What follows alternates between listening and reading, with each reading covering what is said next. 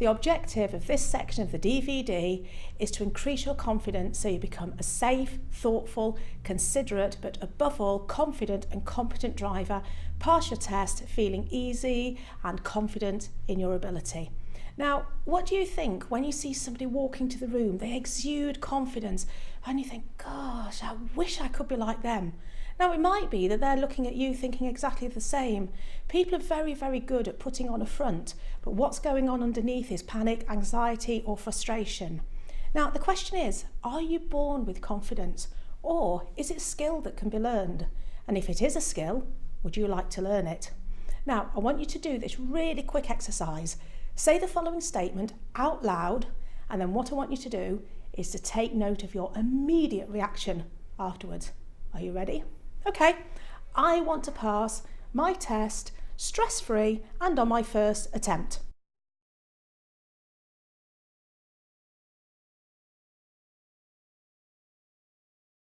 Okay, have you said it out loud? Right, what's your immediate reaction?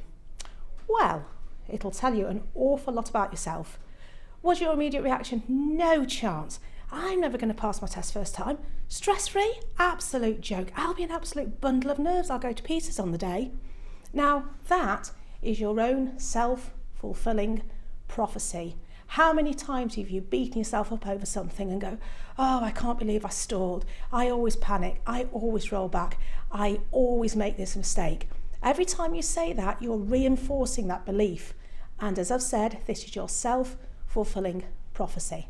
Now, this could be your greatest asset or your road to failure, and you have the choice. What would you choose? Now, the question is, do confidence and competence go hand in hand? Now, you'd assume so. Having said that, I've taught so many learner drivers over the years, very nervous, very timid, very shy, and totally lacking in self-esteem and self-confidence.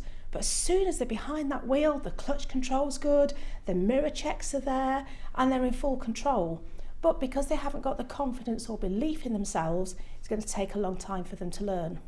Conversely, and unfortunately, there are a lot of drivers out there whose confidence is greater than their ability, and this is where accidents can happen. We all know the figures of all the accidents of the young drivers, and usually this is a result of confidence being greater than ability. So what we're going to do is look at a quick graph now to look at the difference between confidence and competence and how they can work well together.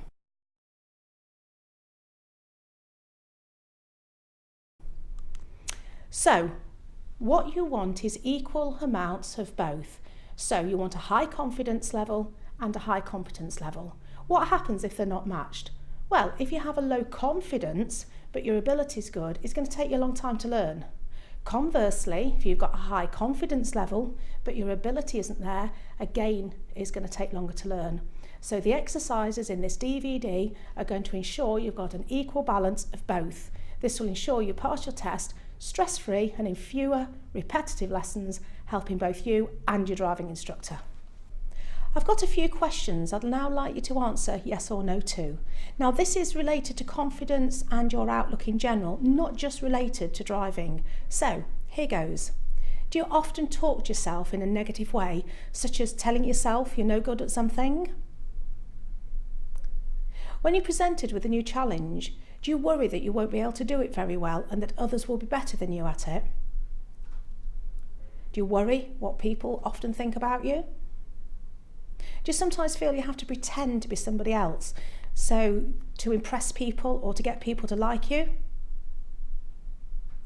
When you go for a promotion at work or a job interview or an exam, does it worry you that you're not either qualified or prepared or good enough to do it?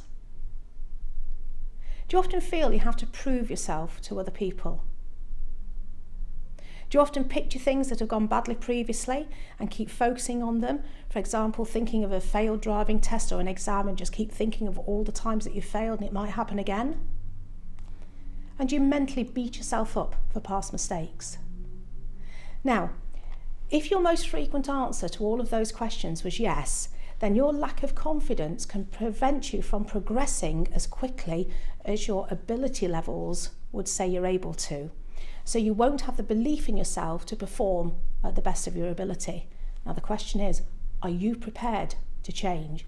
Are you prepared to spend just 5-10 minutes a day increasing your confidence levels so that they match your ability? Now, the DVD is aimed at increasing your confidence, but it will help you with your confidence in all areas. Now, an important factor in this DVD is something called psychological reversal, which will be covered in a later section. You might be what's called psychologically reversed to becoming confident, so it's really, really important that you do the appropriate exercises in the psychological reversal section. Once you've done that, you'll become a much more confident person in every area of your life, not just learning to drive.